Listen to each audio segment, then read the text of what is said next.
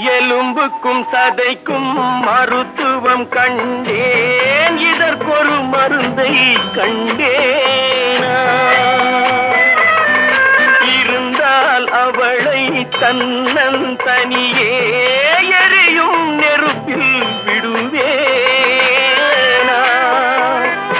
நமக்கும் மேலே ஒருவனடா, அவன் நானும் தெரிந்த தலைவனடா, தினம் நாடகம் ஆடும் கலைஞனடா. போனால் போகட்டும் போடா,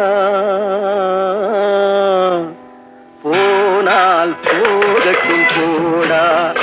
இந்த பூமியில் நிலையாய் வாழ்ந்தவர் யாரடா?